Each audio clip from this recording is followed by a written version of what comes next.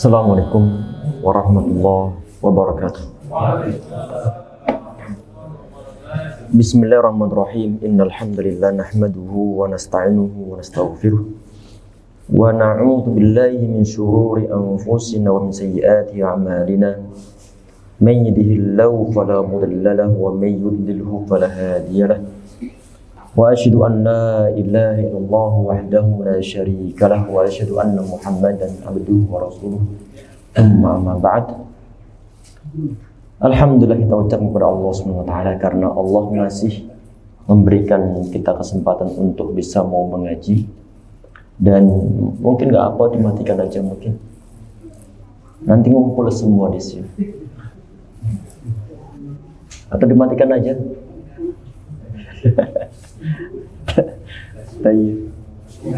Walaupun toh mungkin kadang-kadang gelap, alhamdulillah selama ini kita terang-terangan aja. Sekali-kali gelap nggak apa, insya Allah. Walaupun toh gelap nggak jadi masalah aslinya, asalkan hati kita nggak gelap. Amin ya rabbal alamin. Semoga Allah terangkan hati kita, batin kita dengan nur sunnah, dengan nur ilmu. Semoga Allah SWT memberkahi sisa usia kita semua. Qadarullah masyafa, laronnya bukan main. Kita berbagi kenikmatan dari Allah SWT. Laron menikmati cahaya, kita menikmati cahaya. Baik. Bismillahirrahmanirrahim. Insyaallah untuk malam hari ini yang kita bahas ini masih di pembahasan hadis yang 188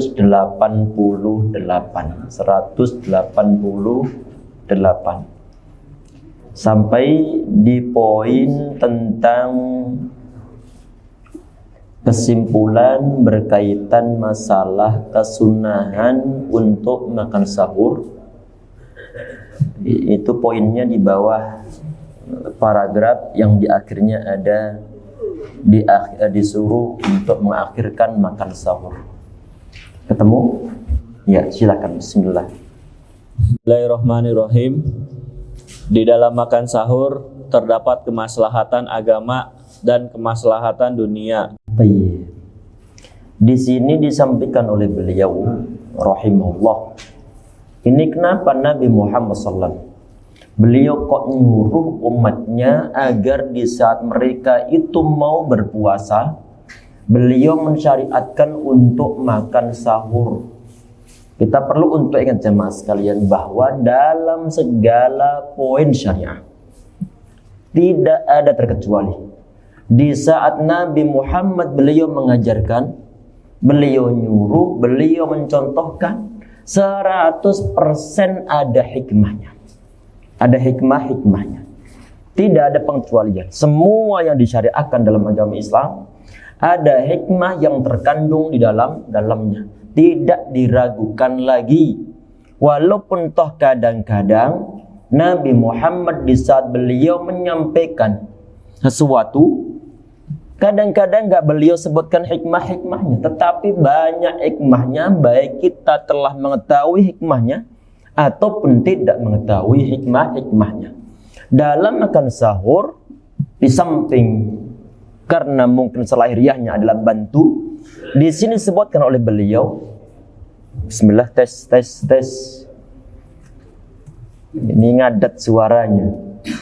Kadang suara keras, kadang hilang. Kadang-kadang sudah diganti baterainya, tapi Allah a'lam masalah di mana. Apakah kurang bersahabat dengan anak?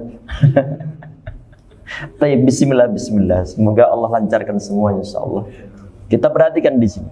Di sini beliau menyebutkan bahwa di dalam makan sahur itu ada fi masalihu diniyah. Di dalamnya ada kemaslahatan agama. Berarti dari sisi agama, kalau kita bicara masalah kemaslahatan dari sisi agama, berarti pertimbangannya adalah menyangkut masalah pahala. Menyangkut masalah pahala. Apakah memang ada suatu sisi kemaslahatan manfaat dari si agamanya? Iya, karena Nabi Muhammad SAW beliau mengatakan, sebagian di antara riwayat adalah as-sahuru aklatun barakatin fala tad'uhu. Makan sahur itu ada keberkahan, maka kalian jangan tinggalkan. Berarti untuk dari sisi agama ada keberkahan, dan juga dari sisi agama biar nyelisih orang-orang Yahudi sama orang-orang Nasrani. Faslu ma baina siyamina wa siyami ahli kitab adalah akalatus sahr. Kama qala alaihi wasallam, bahwa pembeda antara puasa kita dengan puasanya orang-orang ahli kitab itu adalah makan sahurnya, sahurnya. Di saat kita berbeda dengan mereka, maka itu adalah suatu hal yang baik. Karena Nabi Muhammad dalam berbagai macam kesempatan beliau nyuruh khaliful Yahud, kalian selisilah orang-orang Yahudi. Di saat di situ ada perintah Nabi Muhammad untuk nyelisih orang-orang Yahudi ataupun ahli kitab, maka di situ adalah ada suatu kebaikan masalah agama. Di samping itu pula ada kandungan menyangkut masalah mengikuti sunnah Nabi Muhammad SAW. Di sini beliau pun mengatakan bahwa di samping ada masalihu diniyah, ada masalihu dunyawiyah, ada kemaslahatan duniawi.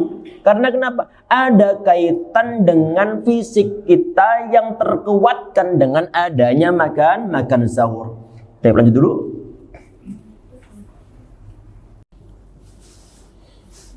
Di mana makan sahur dapat membantu kelancaran puasa dan dapat menjaga dan memelihara stamina tubuh. Baik, kita perhatikan di sini.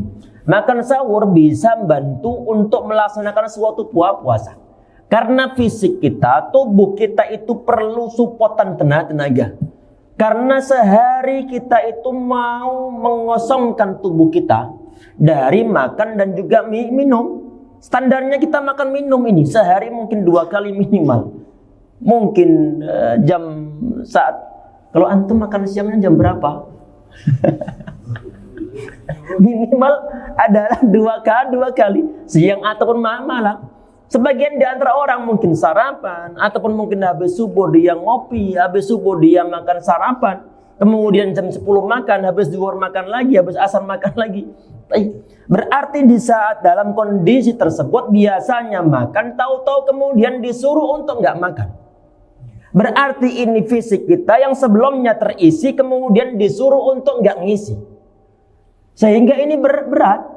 Biar nanti di saat kita menjalankan ketaatan kepada Allah yang berupa menjalankan puasa biar kuat tertolong, maka Nabi Muhammad SAW beliau nyuruh untuk makan sahur. Karena sehari tersebut tubuh itu dia nggak boleh untuk makan minum. Gak boleh untuk makan minum. Ibaratnya kalau kita mau perjalanan jauh, diisi terlebih dahulu ini bensinnya. Ini bensinnya. Biar nanti tidak berhenti di tengah jalan. Baru zuhur, udah kemudian gak kuat. Kemudian kenapa gak kuat? Karena gak makan sahur. Berarti dari sisi dunia ada manfaat ini makan sahur. Bisa menjaga kadar gula, bisa mengurangi lemah, bisa mengurangi dehidrasi. Karena kita telah minum banyak terlebih dahulu sebelumnya. Berarti di sini ada kemanfaatan sisi dunianya. Baik, berikutnya lagi. Oleh karenanya, sebagaimana makan sahur itu disyariatkan di dalam puasa karena dia merupakan penopang bagi tubuh. Penopang bagi tubuh. Karena ibaratnya kan kalau tubuh kita itu adalah kendaraan dalam beribadah. Di saat kita beribadah menggunakan fisik kita lemah, maka ibadah itu nggak bisa maksimal.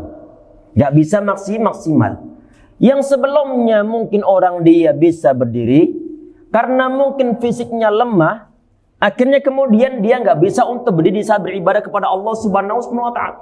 Biar itu nggak terjadi, maka di saat tubuh dalam kondisi kosong, perut dalam kondisi kosong, biar nanti kuat dalam beribadah kepada Allah Subhanahu wa Ta'ala, maka perlu untuk makan sahur. Baik, lanjut. Maka di dalam puasa kita dilarang mengeluarkan sesuatu yang dapat membahayakannya. Dan apabila seseorang sengaja melakukannya, maka puasanya bisa menjadi batal. Dan tetap adanya bahwa seseorang dapat batal puasanya apabila dia sengaja muntah dan mengeluarkannya. Iya, berhubung puasa itu adalah berhubung apa tadi disebutkan, tubuh itu adalah sebagai penopang dari makan sahur sebagai penopang dari badan, sehingga untuk mengeluarkan sesuatu yang bisa menyebabkan terbahayakannya badan kita, maka itu nggak diperbolehkan di saat dalam keadaan sengaja. Oleh karena itu di saat muntah, aslinya nggak pengen muntah, tapi diuntah-untahkan, dilogok-logok bagian tenggorokannya. Allah alam logok-logok ini apa? Dibegini-beginikan di bagian tenggorokannya. Maka itu bisa membatalkan. Ada sebagian di antara hadis yang sahih, Nabi Muhammad SAW beliau mengatakan, man dhara'ahul qai falaysa alaihi qada. Orang yang muntah tentunya tanpa ada unsur kesengajaan, falaysa alaihi qada, maka enggak ada qada baginya. Maka enggak perlu untuk mengqada puasanya. Orang yang tahu-tahu muntah karena mungkin faktor dia sakit, tapi dia kemudian berusaha untuk berpuasa. Di saat dia sakit, tanpa dia sengaja dia ingin muntah, tanpa berusaha untuk dimuntah-muntahkan, tapi ada dorongan dari dalam ingin untuk muntah, maka dalam keadaan tersebut tidak ada kewajiban bagi dia untuk mengqada puasanya. Berarti tetap sah puasa orang tersebut di saat dia muntah tanpa ada unsur kesengajaan. Sedangkan yang disengaja mustaqa'a amdan, orang yang sengaja untuk muntah-muntahkan, maka falyaqdi, maka hendaklah dia mengqada puasanya. Karena berarti puasanya batal. Baik. Lanjut. Adapun orang yang muntah dengan sendirinya, maka puasanya tidak menjadi batal karenanya. Juga telah tetap adanya bahwa seseorang dapat batal puasanya ketika dia mengeluarkan darahnya dengan cara hijamah atau bekam. Baik, kita perhatikan di sini jemaah sekalian. Tentunya di sini ini pernah kita sebutkan sebelumnya dulu di saat sebelum momen puasa Ramadan, berkaitan dengan masalah perbedaan pendapat dari kalangan ulama yang berkaitan dengan pertanyaan apakah orang di saat dia berpuasa kemudian dia berbekam, apakah puasanya batal ataukah enggak batal. Jumhur ulama dari kalangan ulama-ulama Hanafiyah, Malikiyah, dan juga ulama-ulama Syafi'iyah, mereka mengatakan bahwa orang yang berpuasa kemudian dia berbekam, puasanya tidak batal. Puasanya enggak batal. Dalil yang mereka gunakan adalah Nabi Muhammad SAW di saat beliau berpuasa, beliau ihtajama wa huwa shaim. Beliau berpuasa, sedangkan beliau saat itu beliau berbekam, sedangkan beliau saat itu sedang berpuasa. Ada sebagian dan riwayat pula tentang masalah apa? Tentang masalah apakah kalian, yang ditanyakan oleh para sahabat, apakah kalian takrahunal hijamah? Apakah kalian enggak senang untuk hijamah di saat dalam keadaan puasa? Kata mereka, enggak. Dalam artian bahwa mereka biasa aja di saat mereka berpuasa. Hanya saja di saat puasa kemudian berbekam, kemudian mereka lemah min ad-du'f. Berarti bukan karena faktor masalah agama, tetapi adalah karena faktor masalah kelemahan di saat ada orang berpuasa, kemudian dia berbekam. Ini adalah pendapat yang pertama. Sedangkan pendapat yang kedua, ini adalah yang ada dalam mazhab Imam Abu Hanifah rahimahullah. Dan ini yang dipilih oleh Syekh Ibnu Taimiyah, kemudian Syekh Baz rahimahullah, kemudian Syekh Utsaimin rahimahullah ajma'in. Semoga Allah merahmati para ulama-ulama kita semua insyaallah. Amin ya rabbal alamin. Dasarnya apa? Akhbarul hajim wal mahjum. Ini pun hadisnya adalah hadis yang sahih. Orang yang berbekam sama yang dibekam itu batal puasanya. Ini pun hadisnya adalah hadis yang sahih. Ada sebagian dan ulama termasuk Al-Albani rahimahullah, beliau ikut ataupun mengambil pendapat sebagaimana yang pertama tentang masalah tentang tidak batalnya orang yang berbekam, orang yang berbekam ataupun yang membekam. Tayyib, apakah ada suatu jalan keluar untuk menghindari tentang adanya perbedaan pendapat dari kalangan para ulama? Iya. Apa itu? Kalau sedang berpuasa maka jangan berbekam. Kapan boleh berbekam? Kapan yang paling aman adalah silakan berbekam di saat malam hari. Terlepas dari masalah anjuran sebagian di antara praktisi bekam yang tidak menganjurkan untuk berbekam di saat malam hari. Nah, jadi masalah tayyib. Intinya bahwa berkaitan dengan masalah bekam ada perbedaan pendapat dari kalangan ulama. Tayyib, lanjut. Ada perselisihan pendapat berkenaan dengan orang yang membekam.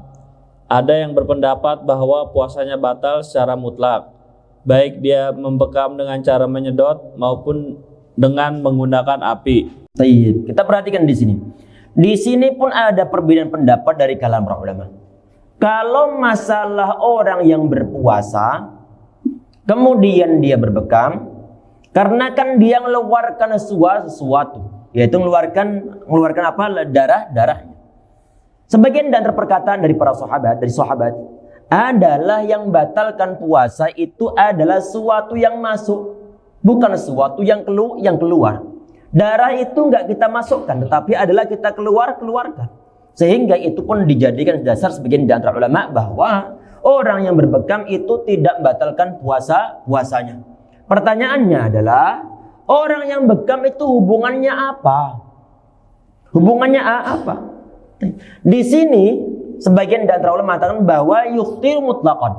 Orang yang berbekam itu dia batal puasanya secara mutlak. Secara mutlak. Karena hadis yang digunakan tadi itu adalah afdal hajimu wal mahjum. Orang yang berbekam sama yang membekam, orang yang dibekam sama yang dibekam, yang bekam sama yang dibekam, membekam sama yang dibekam adalah batal puasanya. Tayyib. Sebagian dan terlematan bahwa ini adalah berlangsung secara mutlak. Terserah nanti metode yang mau dia gunakan. Apakah dengan menggunakan sedotan? Kalau zaman dahulu kan belum ada pompa untuk nyedot gelas yang digunakan untuk bekam. Terus untuk nyedot pakai apa? Jadi sedot pakai mulut. Disedot pakai mulut. Ada mungkin sejenis gelas yang mungkin terbuat dari kayu, yang mungkin terbuat dari tanah. Kemudian dilubangin di bagian atasnya. Kemudian untuk nyedotnya bagaimana? Untuk nyedotnya adalah menggunakan, sebagian mereka menggunakan tanduk, baik mungkin tanduk kerbola, tanduk hewan-hewan yang lain. Mereka sedot. Ataupun di sini menggunakan metode api di zaman dahulu. Ada kap, kemudian saat ini kadang ada orang main-main menggunakan itu. Kemudian dikasih kapas, kemudian kemudian di sini ada orang, ada kulitnya, kemudian di dalamnya dikasih kapas, dinyalakan, plek, langsung ada sedotan sehingga ini kapnya bisa nempel. Baik modelnya adalah menggunakan sedotan tadi itu, sedot langsung dengan mulutnya, ataupun menggunakan api, dua-duanya batal puasanya. Ini adalah yang dimaksud dengan kata-kata mutlaqan. Berarti ini beliau Syekh Nasir As-Sa'di rahimahullah, beliau di antara ulama yang mengambil suatu pendapat bahwa yang berbekam sama yang dibekam itu batal puasanya. Tadi yang telah kita sampaikan bahwa rata-rata ulama mengambil pendapat berdasarkan dalil yang mereka miliki tidak batal puasanya. Baik, kita bahas terlebih dahulu di sini ini berkaitan dengan masalah sisi kenapa ini kok batal. Baik, lanjut. Ada yang berpendapat bahwa puasanya tidak batal kecuali jika dia membekam dengan cara menyedot. Iya. Kenapa kok batal puasanya? Karena di saat nyedot tersebut ada kemungkinan potensi darah bisa masuk ke dalam mulutnya. Darah bisa masuk ke dalam mulut-mulutnya. Karena nyedotnya bukan menggunakan pompa tadi itu, bukan menggunakan vacuum cleaner, tetapi adalah menggunakan mulutnya. Menggunakan mulut. Kalau menggunakan mulut, maka potensi darah masuk melalui sedotan tersebut adalah sangat mungkin. Sehingga sebagian dari antara ulama yang mengambil pendapat bahwa orang yang bekam dengan menggunakan metode sedotan itu batal puasanya. Sedangkan yang menggunakan metode api maka nggak batal puasanya. Tapi lanjut, ini masuk dalam poin ini. Karena cara itulah yang biasa digunakan di zaman beliau Sallallahu Alaihi Wasallam. Iya, berarti yang sesuai dengan yang ada di zaman tersebut. Ada yang berbekam menggunakan model sedotan disedot langsung dengan menggunakan mulut mereka, bukan menggunakan cupping. Nah, lanjut. Karena alasannya adalah bahwa dengan banyaknya dia menyedot, maka pastilah ada suatu dari bagian-bagian darah yang sampai pada kerongkongannya, dan itulah pendapat yang sahih. Ini yang dirojehkan oleh Syekh Nasir As-Sa'di rahimahullah. Nah. Karena alasan yang ada pada orang yang membekam dengan cara menyedot adalah khusus. Hadis 189 dari Umar bin Khattab radhiyallahu anhu, dia berkata, Rasulullah Shallallahu Alaihi Wasallam bersabda, apabila malam datang dari arah timur dan siang pergi dari arah barat, maka orang yang berpuasa telah berbuka. Syarah hadis, sabda beliau Shallallahu Alaihi Wasallam di dalam hadis Umar radhiyallahu anhu, apabila malam datang dari arah timur, yaitu dari arah timur, dan siang pergi dari arah ini barat, yaitu dari arah barat, maksudnya adalah dan matahari telah tenggelam, sebagaimana yang disebutkan di dalam sebuah riwayat yang ada di selain kitab As-Sahih. Maka orang yang berpuasa telah berbuka, yaitu bahwa dia diisyaratkan untuk segera berbuka, dan dia telah berbuka secara hukum, sehingga dia tidak mendapatkan pahala dengan menundanya. Bahkan dia akan mendapatkan pahala dengan segera berbuka ketika telah yakin tenggelam matahari, sebagaimana yang telah lalu dijelaskan. Kita perhatikan. Di sini hadis yang 189. Ini Nabi Muhammad SAW beliau menetapkan tentang masalah tanda visual yang bisa dilihat oleh orang yang berpuasa, kapan dia itu sudah boleh untuk berbuka puasa. Berarti kalau dikaitkan dengan tanda visual yang bisa untuk dilihat untuk penentu tentang masalah buka puasa, maka ini pun sama yang berkaitan dengan masalah orang mulai kapan sudah nggak boleh untuk makan sahur. Kulu washrabu hatta yatabayyana lakumul khaytul abyadu minal khaytil aswadi minal fajr. Kalian makan dan juga minumlah sampai tampak oleh kalian. Berarti ada tanda visual yang bisa dilihat dan menggunakan mata. Kalian makan dan juga minumlah sampai tampak beda oleh kalian benang yang berwarna putih dari benang yang berwarna hitam dari terbitnya fajar. Berarti kalau fajar sudah terbit, fajar shadiq sudah terbit, maka kita sudah nggak boleh makan minum. Nabi Muhammad SAW beliau memberikan suatu pembatas untuk mengakhiri makan sahur adalah dengan tanda visual bisa melihat terbitnya fajar shadiq. Dalam masalah hal ini pun sama. Orang yang berpuasa, kapan dia itu menjalani puasanya kemudian dia mengakhiri puasanya? Kapan sudah boleh mulai untuk berbuka puasa? Nabi Muhammad di sini beliau mengatakan, "Idza aqbala al-lailu min hahuna." Kalau malam telah datang dari sebelah sana, Nabi Muhammad SAW beliau menunjuk ke arah min jihatil maghrib. Min jihatil masyriq, dari sebelah timur. Karena untuk sebelah timur itu dia mulai terlebih dahulu. dengan terangnya dunia, maka dia pun di saat malam telah tiba, dia itu berada di urutan yang pertama. Sehingga kalau ditanya, kira-kira Jawa Timur dengan Jawa Barat ini buka puasanya dahuluan mana? Maka jawabannya adalah Jawa Timur terlebih dahulu. Karena kenapa? Karena matahari, karena adanya gelap, karena matahari itu mulai menjauh dari belahan dunia yang sebelah timur. Berhubung matahari dia bergerak ke arah barat, meninggalkan area timur, otomatis area timur adalah gelap. Matahari ada, terang. Matahari ngilang, gelap. Berhubung yang ditinggalkan terlebih dahulu adalah area timur, maka kegelapan ada di area timur. Kalau yang sebelah sana sudah gelap, maka waktu berbuka puasa telah tiba. Wa adbarun nahar min nahuna. Taib, lanjut. Ini berarti adalah batasan tentang masalah kapan kita sudah mulai untuk berbuka puasa.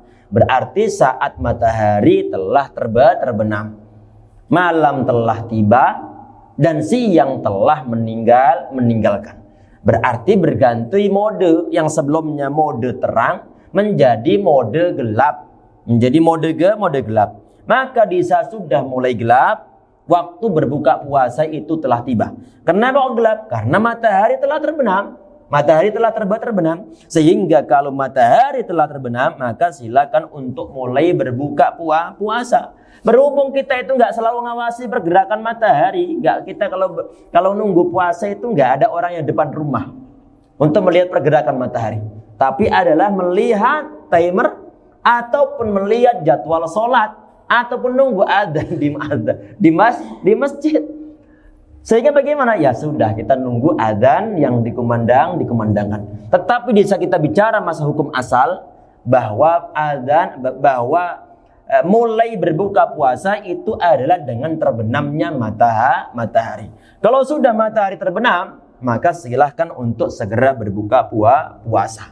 Yang kemarin semakin kita banyak mempraktekkan sunnah, keberkahan akan diberikan oleh Allah Subhanahu wa taala. Kebaikan akan diberikan oleh Allah Subhanahu wa taala. Termasuk diantaranya adalah gerakan berbuka puasa. Kalau sudah waktunya berbuka puasa, maka segera untuk berbuka puasa. Yang kemarin disampaikan Nabi Muhammad SAW bahwa la yazalu ummati bi khair ma'ajil fitrah. Umatku senantiasa dalam kebaikan selama mereka menyegerakan berbuka puasa. Berarti inilah alhamdulillah sesuai dengan kemauan kita. Kemauan apa? Kemauan untuk segera berbuka puasa. Asalkan waktunya sudah tiba, silahkan untuk berbuka puasa. Kalau belum tiba, maka boleh untuk berbuka puasa. Baik, lanjut. Hadis 190 dari Abdullah bin Umar radhiyallahu anhuma, dia berkata, Rasulullah Shallallahu alaihi wasallam melarang puasa wisol, yaitu menyambung puasa berturut-turut tanpa berbuka dan sahur. Mereka, para sahabat berkata, sesungguhnya engkau sendiri berpuasa wisol. Beliau bersabda, sesungguhnya aku tidak sama seperti kalian. Sesungguhnya aku diberi makan dan diberi minum. Diriwayatkan juga oleh Abu Hurairah, Aisyah, dan Anas bin Malik radhiyallahu anhum. Dan lafaz Baik, perhatian dulu. Ini hadis jamaah sekalian berkaitan pembicara masalah puasa wisol. Puasa wisol. Wisol berarti adalah nyambung. Artinya yang disambung itu apa? Orang yang mestinya dia itu sudah waktunya berbuka puasa, tapi dia nggak mau untuk berbuka puasa. Maunya apa? Maunya adalah disambung ke puasa hari berikutnya. Berarti saat dia sehabis makan sahur, kemudian dia berpuasa, dan di saat waktu berbuka puasa dia itu nggak buka puasa, tapi dia masih berpuasa lagi. Kemudian di saat sahur dia itu nggak mau untuk makan sahur, tapi pengennya disambung ke hari berikutnya. Bisa 2 hari, bisa 3 hari. Puasa yang model semacam ini yang disebut sebagai puasa wisol. Puasa wisol. Untuk masalah hukumnya nanti kita bahas. Intinya bahwa di saat ada orang waktunya berbuka puasa, dia nggak segera berbuka puasa dan ingin menyambungkan ke hari berikutnya untuk puasa, maka itu yang disebut sebagai puasa wisal. Tayyib. Nabi Muhammad SAW, beliau melarangnya. Sebagian dan riwayat bahwa beliau melihat sebagian dan antara sahabat, mereka itu berpuasa wisal. Karena kebiasaan sebagian di antara orang-orang zaman dahulu di zaman Nabi Muhammad SAW atau sebelumnya, mereka, sebagian di antara mereka kuat berpuasa 2 hari ataupun 3 hari. Sehingga di saat sebagian di antara sahabat mereka pun berpuasa wisal. Nabi Muhammad beliau melarangnya. Karena kenapa? Karena beliau melihat ada sahabat yang gak kuat, lemes mereka. Akhirnya kemudian Nabi Muhammad SAW beliau melarangnya. Di saat beliau melarang, sedangkan yang dipraktekkan Nabi Muhammad SAW, beliau puasa wisal. Beliau puasa wisal. Sehingga timbul suatu pertanyaan, ya Rasulullah, bagaimana mungkin Anda melarang kami untuk puasa wisal? Sedangkan antum tuwasil, antum puasa wisal. Kemudian dijawab oleh Nabi Muhammad SAW bahwa aku itu beda dengan kalian. Aku dikasih makan dan juga minum Allah Subhanahu wa Ta'ala. Berarti Nabi Muhammad SAW beliau dikuatkan oleh Allah Subhanahu wa Ta'ala di saat beliau berpuasa wisal. Tetapi di sini nggak diperbolehkan untuk dipraktikkan kepada umatnya kecuali dalam batasan sampai terakhir makan sahur. Nanti insya Allah ada pembahasan. Baik, lanjut. Dan lafaz milik Muslim rahimahullah dari Abu Sa'id Al-Khudri radhiyallahu anhu, siapapun di antara kalian yang ingin berpuasa wisal, hendaknya dia berpuasa wisal menyambungnya sampai waktu sahur. Syarah hadis. Perkataannya di dalam hadis Ibnu Umar radhiyallahu anhuma, Rasulullah sallallahu alaihi wasallam melarang puasa wisal. Di dalam hadis di atas terdapat penjelasan tentang larangan puasa wisal karena dapat melemahkan tubuh. Baik, perhatiin dulu. Puasa wisal dapat melemahkan tubuh, melemahkan fisik, timbul dehidrasi, gangguan kesehatan serius, kelelahan mungkin sampai ekstrem. Kadang-kadang mungkin sampai merusak bagian di antara anggota tubuh yang ada dalam dirinya. Kalau sampai mungkin dirusakkan ataupun sampai melemahkan dengan sampai level yang ekstrem, tentunya karena begini, kita itu hidup bukanlah fokus dalam satu ibadah. Kita hidup bukan cuma fokus dalam satu ibadah ataupun satu kewajiban. Kita hidup itu bukan cuma untuk berpuasa saja. Bukan untuk fokus berpuasa. Karena banyak kewajiban yang lain. Mencari nafkah lah, sholat kah, berbakti sama orang tua lah, ataupun yang lain sebagainya. Di saat ada orang dia puasa wisal, sedangkan tubuh itu ada hak-haknya yang kemudian sampai dilanggar, kemudian sampai dia berpuasa 2 hari, 3 hari langsung nyambung. Maka di sini kemungkinan kewajiban yang lain yang seharusnya dia perhatikan bisa dilaksanakan dengan sempurna, malah nggak bisa. Di saat disuruh bekerja lemes, nggak bisa. Padahal ada kewajiban untuk mencari nafkah. Dan di saat sholat disuruh untuk berdiri. Kalau orang disuruh berpuasa sampai 3 hari berturut-turut misalkan saja, maka untuk sholat berdiri kemungkinan besar dia itu akan langsung ambruk. Sehingga di saat ada orang dia itu fokus dalam satu kewajiban sampai melebihi takarannya, kemungkinan kewajiban yang lain akan terbengkalai. Nabi Muhammad SAW beliau melarangnya. Agama Islam datang untuk bermudah, bukan untuk bersusah. Kalau sudah ada batasannya, maka batasan itu perlu untuk diperhatikan. Diperhatikan. Sehingga di saat sampai melebihi takarannya, maka nanti akan ada kepincangan yang ada. Na'udzubillah. Berarti ada yang larangan Nabi Muhammad SAW dalam puasa wisal itu adalah bentuk rahmat yang diberikan oleh Allah untuk umat Islam. Sehingga kita perlu untuk mengejar sesuatu yang syar'i. Sehingga di saat Nabi Muhammad beliau melarang, maka jangan dilanggar. Berarti nggak boleh punya pemikiran kalau 1 hari aja pahalanya besar. Apalagi kalau disambung sampai 2 hari, 3 hari. Ini pertimbangan syariat siapa? Pertimbangan perasaan kita sendiri. Yang mengatakan baik buruk menurut dalam agama Islam Itu adalah aturan syariah. Sehingga di saat ada suatu anggapan kalau berpuasa berturut-turut selama 2 hari, langsung nyambung tanpa ada buka puasa, tanpa ada sahur lagi, kemudian dia anggap ini lebih utama daripada puasa sehari, maka ini adalah pertimbangan hawa nafsu ataupun perasaan dia saja. Padahal untuk ukuran baik itu adalah disertai dengan adanya dalil. Sedangkan Nabi Muhammad SAW beliau melarangnya. Nahan saumil wisal. Nabi SAW beliau melarang puasa wisal. Sehingga berhubung beliau melarang, maka kita jangan berpuasa wisal. Lanjut.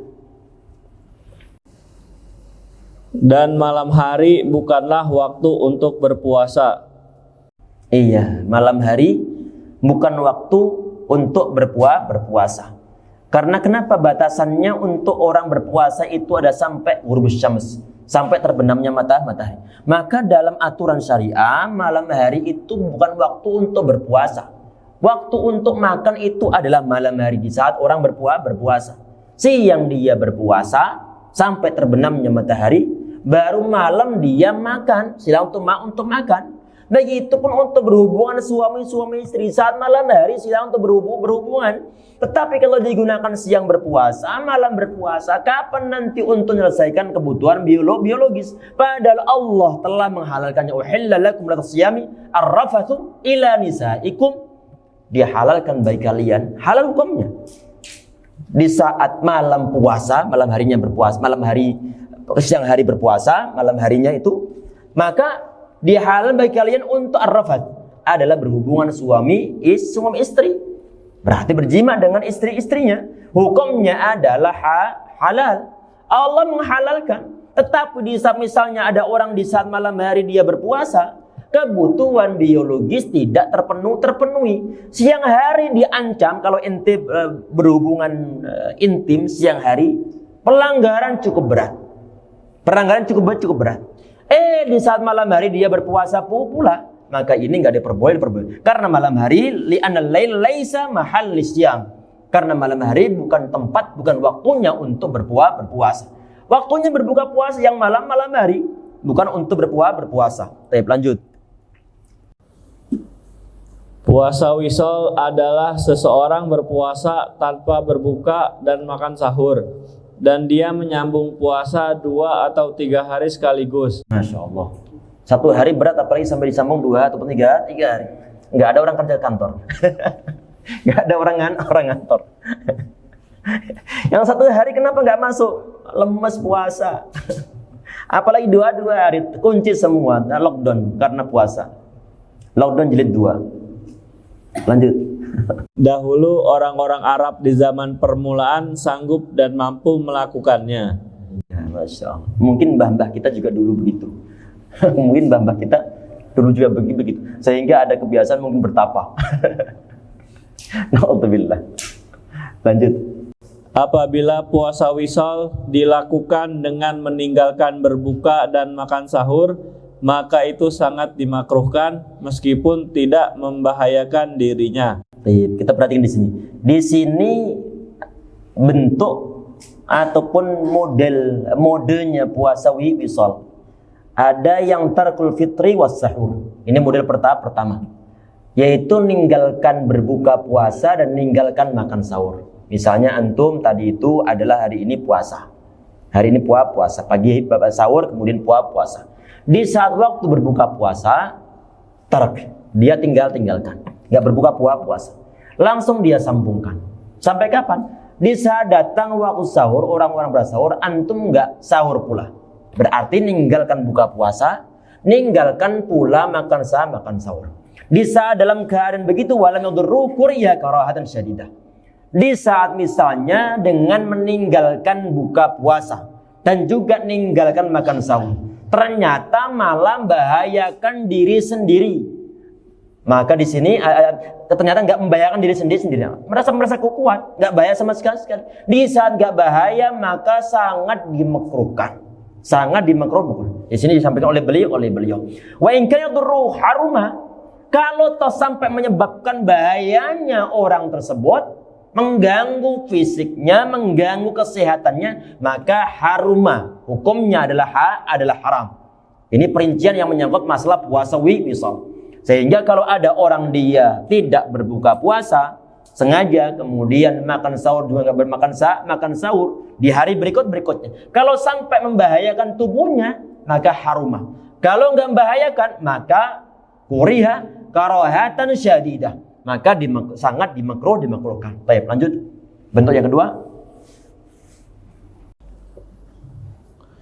Dan apabila puasa wisol dapat membahayakan dirinya, maka hukumnya haram. Apabila puasa wisol itu dilakukan hanya dengan meninggalkan berbuka puasa, maka itu boleh. Iya. Nah, kita perhatikan, ini bentuk yang kedua. Kalau bentuk wisolnya itu adalah hanya meninggalkan buka puasa saja. Hari ini puasa, kemudian di saat waktu berbuka puasa, kemudian antum nggak berbuka puasa. Disambung sampai mana? Nanti buka puasanya sekalian makan sahur. Makan sahur. Ini adalah yang diperbolehkan. Itu tadi yang disebutkan sebagian dan riwayat. Baik, lanjut baca dulu. Oleh karena itu, Nabi Shallallahu Alaihi Wasallam bersabda dalam hadis Abu Sa'id radhiyallahu anhu, barang siapa di antara kalian ingin berpuasa wisol, hendaknya dia berpuasa wisol sampai waktu sahur. Iya, berarti ini adalah batasan kalau toh misalnya ada orang dia ingin puasa wisol, maka batas maksimalnya adalah sampai makan sahur di hari berikutnya. Berarti hari ini nggak buka puasa, langsung sampai besok pagi di saat makan sahur. Walaupun toh ini boleh, tetapi para ulama mengatakan hukumnya adalah makruh. Karena kenapa? Nabi Muhammad SAW, beliau biasanya adalah buka puasa, nyegerakan berbuka puasa, dan beliau nyuruh untuk ataupun kepada umatnya untuk berbuka puasa. Sehingga rata-rata ulama mengatakan walaupun tak boleh untuk wisal sampai sahur hari berikutnya, tetap hukumnya adalah makruh. Tapi mungkin sampai di situ yang bisa kita bahas pada pertemuan kita kali ini. Kita cukup sekian insyaallah. Semoga antum bersabar di saat ada larung ini, dan semoga kesabaran antum dilipat gandakan oleh Allah Subhanahu wa taala pahalanya. Karena sebelumnya nyaman, enggak ada laron, saat ini begini. Sehingga antum direpotkan. Semoga dengan kerepotan tersebut Allah memberikan pahala lebih dari sebelum-sebelumnya, insyaallah. Berarti menggunakan kaidah ajruka ala qadri tanasobika. Ini sebagian dari riwayat adalah ajruki, karena Nabi Muhammad SAW beliau menyampaikan kepada Aisyah radhiyallahu anha. Jadi pahalamu adalah tergantung masalah kesusahan yang antum hadapi. Agak usah dikit, walaupun tak nggak usah banget, tapi lumayan ganggu. Apalagi yang di bawah sholat. Allah alam bisawab. Sampai insyaallah. Subhanallah bihamdika anta astaghfiruka wa atubu ilaik. Assalamualaikum warahmatullahi wabarakatuh. Waalaikumsalam warahmatullahi wabarakatuh. حي على الفلاح